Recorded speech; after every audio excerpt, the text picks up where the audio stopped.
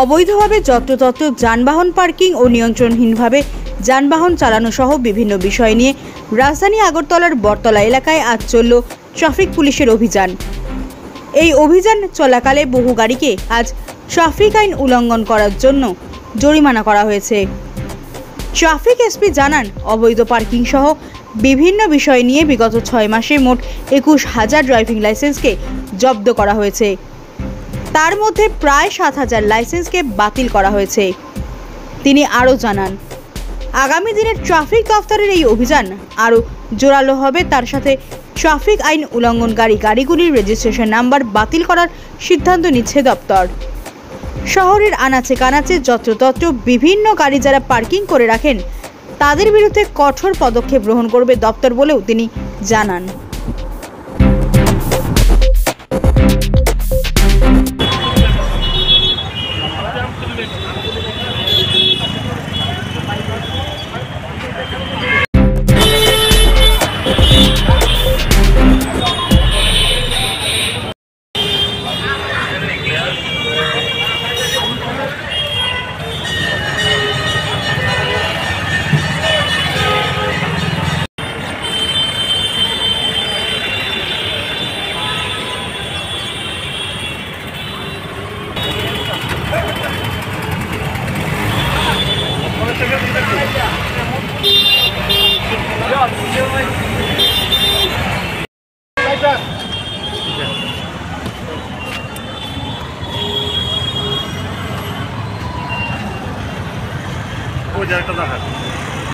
আমরা বিগত কিছুদিন যাবৎ দেখতে পাচ্ছি যে প্রাইভেট ভেহিকেল, কমার্শিয়াল ভেহিকেল এবং তাদের ইলিগ্যাল পার্কিংয়ের জন্য শহরে ট্রাফিক জ্যাম তৈরি হচ্ছে এবং তার এগেনস্টে আমরা অনেক দিন থেকে অ্যাকশান নিচ্ছি। অন রেগুলার বেসিস আমরা লিগ্যাল অ্যাকশান নিচ্ছি। শুধু আগরতলাতেই নয়, সারা ত্রিপুরাতে আমরা অ্যাকশান নিচ্ছি।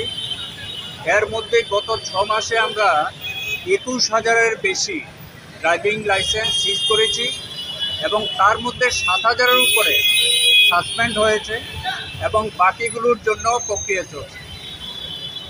আমরা সবাইকে সচেতন করতে চাই, বিশেষ করে যারা বিজনেস এস্টাবলিশমেন্ট আছে, কমার্শিয়াল ভেহিকেল আছে এবং অন্যান্য যে প্রাইভেট ভেহিকেল আছে, সবাই যেন পার্কিং ডিসিপ্লিন মেনটেন করে চলে।